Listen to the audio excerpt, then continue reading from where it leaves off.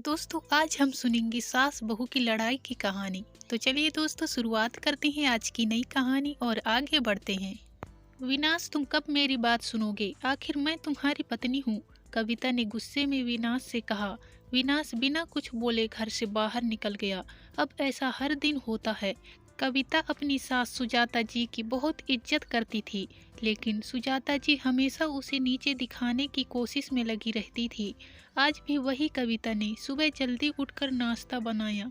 विनाश को सूजी का हलवा बहुत पसंद था, इसलिए उसने नाश्ते के साथ हलवा भी बनाकर सभी को परोस दिया। उसके ससुर उमेश जी ने सुजाता जी को टोकते हुए कहा, ये क्या फिजूल खर्ची है, सुबह सुबह देसी घी का हलवा। सुजाता जी ने कविता को डांटते हुए पूछा, क्यों बहू, ये देसी घी क्या तेरे मायके से आया है?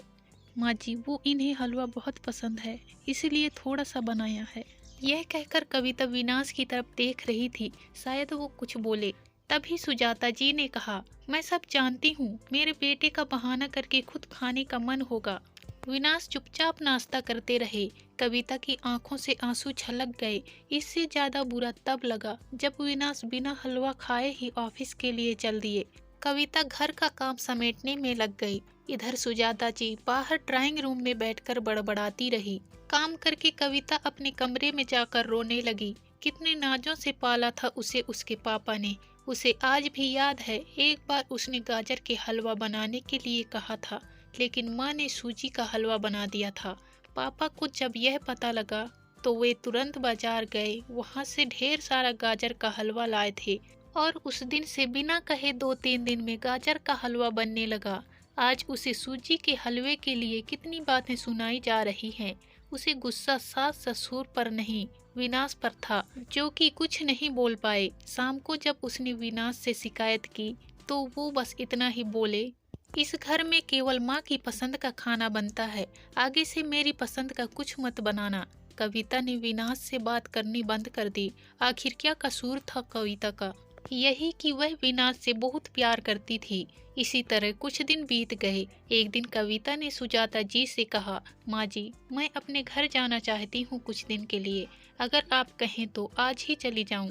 कई दिन पहले माँ का फोन आया था, कह रही थी पापा की तबीयत ठीक नहीं है। सुजाता जी वहाँ जब भी जाती है 1 सप्ताह से वापस नहीं आती है। घर का काम कौन करेगा? तेरे ससुर और मेरा बेटा शाम को थक हार कर घर आएंगे, यहाँ उन्हें खाना भी नसीब नहीं होगा।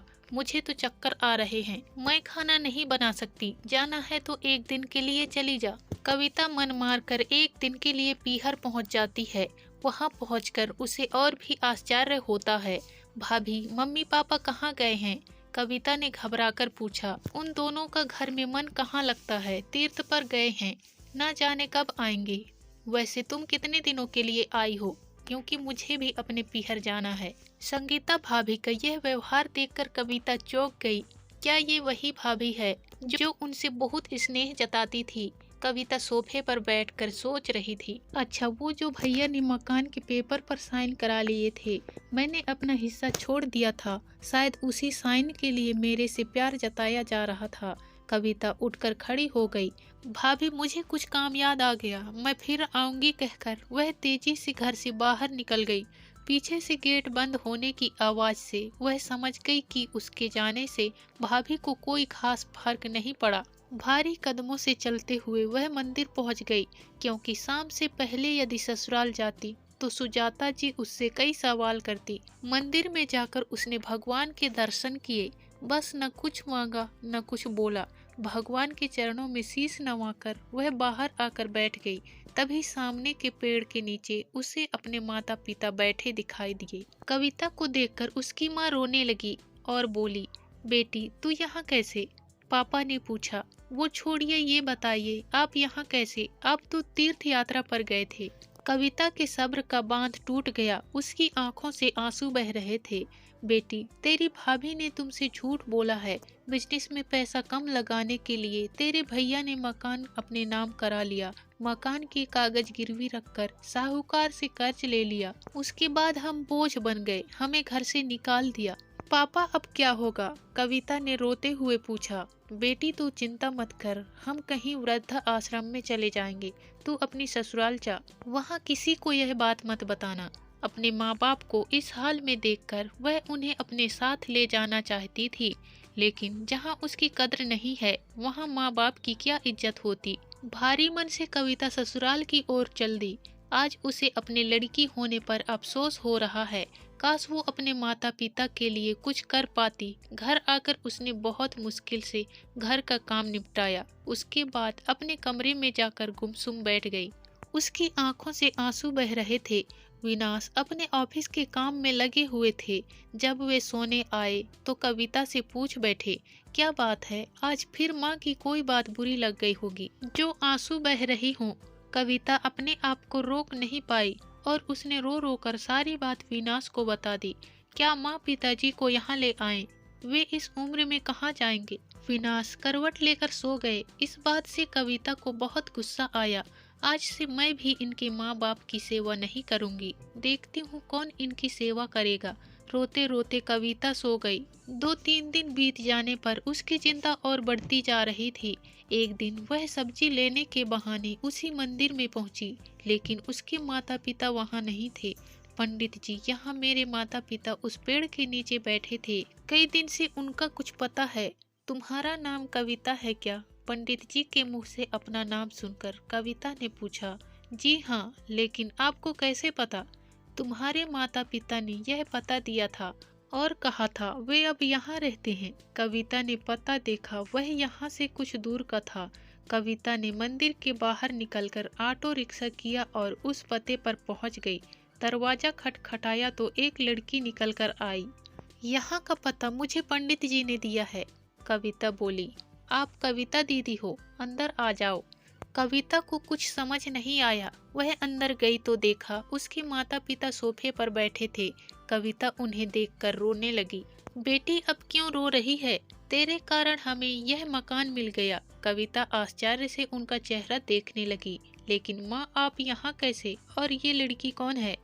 तब उसकी माँ ने कहा, बेटी तुझे याद है, तेरी शादी के बाद तेरी सास ने 40 लाख की डिमांड की थी। दामाद जी को बिजनेस खोलना था, इसलिए तेरे पिताजी ने उनकी डिमांड पूरी कर दी थी, जिससे कि तू सुखी रहे। जब तू हमसे मिलकर गई उसके अगले दिन दामाद आए थे। उन्होंने तेरे पापा के पैसे लौटा दिए, क्योंकि उन्होंने कोई बिजनेस शुरू नहीं किया था। तेरे पापा ने मना भी किया, लेकिन वे नहीं माने। उसके बाद उन्होंने प्रॉपर्टी डीलर से मिलकर 2 दिन में यह मकान खरीद दिया। साथ साथ 2 लाख रुपए बच गए। इससे उन्होंने ये लड़की नौकरी पर रखवा दी जो हमारी केयर करेगी। लेकिन माँ, उन्होंने मुझे तो कुछ नहीं बताया। कविता की आंखों से आंसू बह रहे थे। वह रोते हुए वहां से अपने घर आ गई। घर आकर वह सोच रही थी, विनाश ने कभी उसके लिए आवाज नहीं उठाई, लेकिन मेरे माता पिता के लिए इतना करने कर दिया जो कि कोई सगा बेटा भी नहीं कर सकता। रात को उसने विनाश से पूछा, आपने ऐसा क्यों किया? अगर माँ जी को पता लग गया तो क्या होगा? विनाश का जवाब सुनकर कविता रोने लगी। विनाश ने कहा, जैसे तुम्हारे लिए ये माता पिता हैं, वैसे ही मेरे लिए भी तो वो माता पिता हैं। मैंने पैसे लेते समय ही सोच लिया था कि एक दिन ब्याज के साथ सारे पैसे लौटा दूंगा, लेकिन जब बिजनेस शुरू नहीं हो पाया तो मैं इन पैसों को अपने पास रखकर सही समय आने का इंतजार कर रहा था। अगर मैं तुम्हारे माता पिता को अपने घर ले आता तो उनका आत्मसम्मान हर दिन उन्हें धिक्कारता। बेटी के घर वे रहना पसंद नहीं करते, वे अपमानित ना हो, इसलिए मैंने ये सब किया। विनाश, मुझे माफ कर दो, आज तक मैं तुम्हें गलत समझती रही। तभी पीछे खड़ी सुजाता जी बोली, बेटी वह पैसा हमने उधार लिया था, वह तुम्हारे पिता की अमानत थी। मैंने और विनाश ने पहले ही फैसला किया था कि ब्याज के साथ तुम्हारे पैसे लौटा देंगे। चल अब सो जा, सुबह नाश्ता टाइम पर नहीं बना तो अच्छा नहीं होगा। उनकी बात सुनकर कविता, विनाश और सुजाता जी जोर से हंसने लगी।